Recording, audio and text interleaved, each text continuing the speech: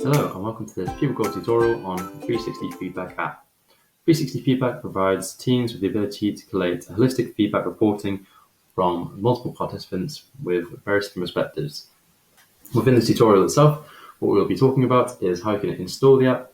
We'll also then turn focus on how you can customize the template itself to meet your specific requirements within the process. We can also focus on some aspects of how you can configure the states and also adjust permission types to really fit in with what your company needs from this app. But finally, we'll then conclude with a short introduction as to how you can launch the feedback app for your teams to use.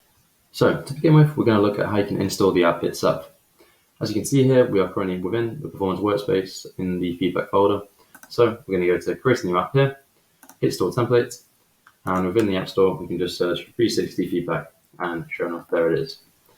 If you find the app, what you have to do is hit add this to your account, select the workspace you want to add it to, so we can choose performance and feedback for the workspace folder, and then simply just click install template.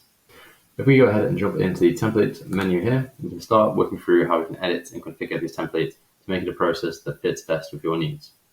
Jumping quickly to the self-evaluation state itself, we can actually have a look at the questions that will be involved within your 360 feedback form. So this is how it looks out of the box. And so the first question talks about, do you keep calm even in high pressure situations? And the individual will be questioned to give a response from 1 to 4 on how they would give a self-rating for their own self-awareness. If by any means you didn't quite agree with the question and you wanted to change it, we just have to hover over the 3 dots on the right-hand side. We can hit edit slider or edit any element. And here you actually have the option to change the wording for the question itself. You can even change the value. So if you wanted to do a rating out of, say, 1 to 10 as opposed to 1 to 4, what to do is just change the value here. And then once you're done and have to make those changes, just make sure you hit save changes, and that will then be loaded as you see. This applies to any of the elements, text, select whatever options you would like to use. And if you want to reorder it, of course, then you also have the option to move it around using this toggle here. Also within this within the 3 dots to the right hand side, you have the option to duplicate elements. Duplicating the elements makes it much easier, much more efficient if you want to go ahead and start creating very similar questions. And you can just, of course, use the drag and drop feature to place them in wherever you need and rewording it as you see fit. You'll also find at the bottom of each screen that you've got the ability to add in new elements. So you can add in a whole host of different types of questions. And in addition, you can even create a whole new section, enabling you to create a new vicinity for different questions you might want to use, or maybe a separate comments box. It's completely up to you how you use it. Moving on from editing the template to configuring the states within the template itself, here we are now on the configure states menu. So if we take a look at creating a new state, for example, we might want to think that as it stands, we've got 3 peers in the form and a manager, but we want to have a 4th peer involved. In which case, all we have to do is define the next state as the peer 4 evaluation. We'll give it a name and we can choose the participants. In this case, it will be evaluator 4. We then also just need to define the status flag for this state, so therefore pending. By hitting add state, it's going to create that whole new state, and by all means, we have the ability to drag and drop that wherever we see fit. In this case, in order from 1 to 3, we now have the 4th peer evaluation in order.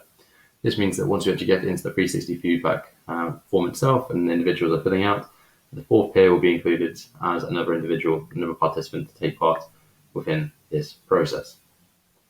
Now, of course, if you don't want to keep any of these states themselves, what you have to do is select the states you're going to delete. Once you're on it, simply just click delete state, and it's gone. Within the settings, we also have the ability to set permission types. Here we have a list of the different permission types. The default would be create only, which allows an employee to simply create the item they're working on and view those that they're participating in.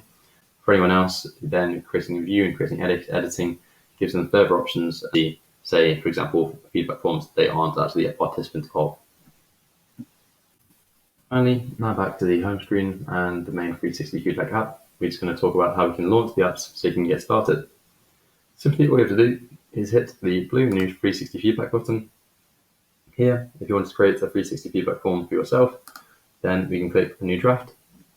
Within the screen, we're going to be able to look at giving a name to the 360 feedback form. We start defining the managers and the peer evaluators that we want to include within it. In addition, we can then give a focus and define who the feedback will be about And we can leave a message for the evaluators to maybe give some guidance on the sort of areas that you want to be focusing on within this 360 feedback form. So have the ability to share these 360 feedback forms to a variety of different users or a whole team in themselves. In this case, we could define the content-based team to each receive the 360 feedback report.